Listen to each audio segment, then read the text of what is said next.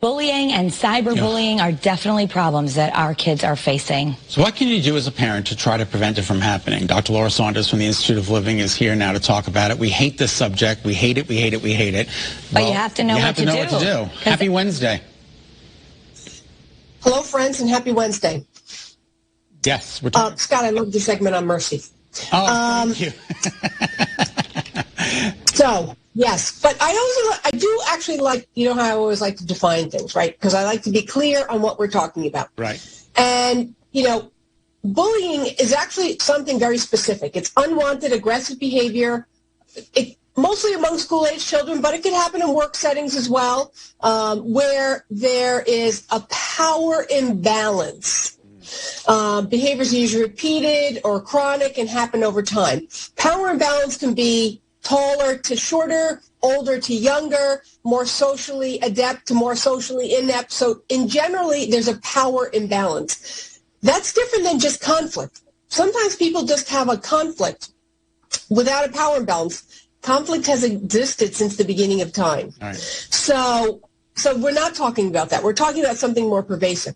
And really for young people, what I often worry about is cyberbullying, right? Cyberbullying is any form of interpersonal aggression, threats, harassment, mocking, impersonation, usually through social media, all different types of messages. It's actually harder to detect and intervene, and it's becoming, unfortunately, more and more common.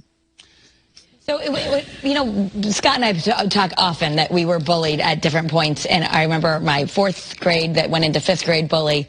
Her name is Kelly. I still think of it. You think of people. So a lot of us have gone through it, and it might be, you know, maybe part of growing up. But I feel like it's different this day because you could always go home. And the cyberbullying, are you more concerned about that because parents sometimes don't even know what's happening, and it could be all day, all night?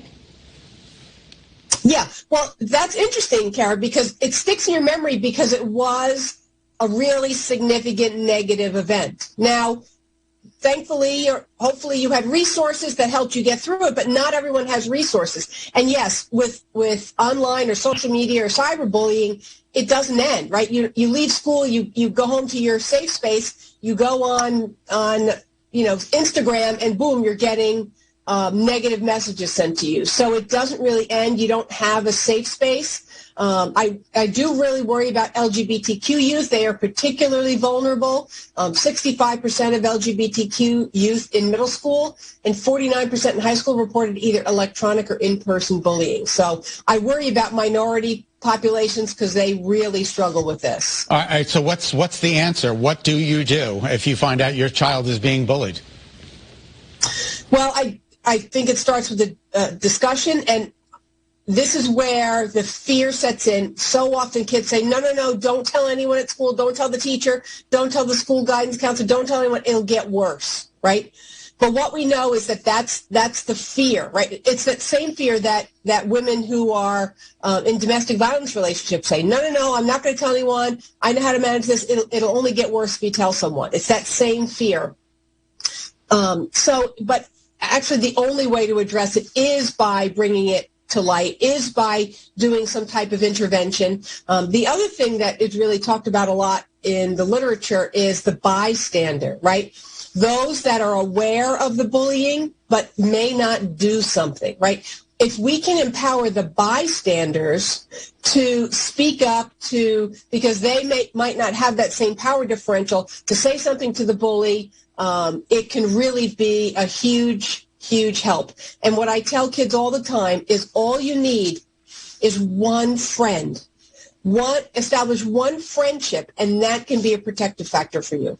And you do need to tell your family if it's going on. So if you have that one friend, it mitigates it, because even if the leader of the group is saying, hey, you're not allowed to like Johnny today, and they listen, you have that one friend who's sticking by you, it still hurts, but yes, you don't feel so isolated.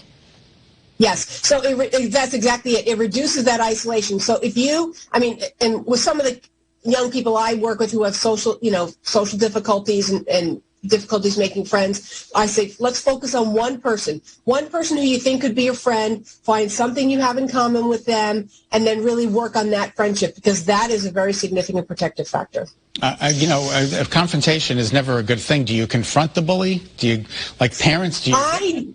No. I generally don't suggest confronting them because whatever the power differential is can often work to your disadvantage, but I do recommend letting someone else know.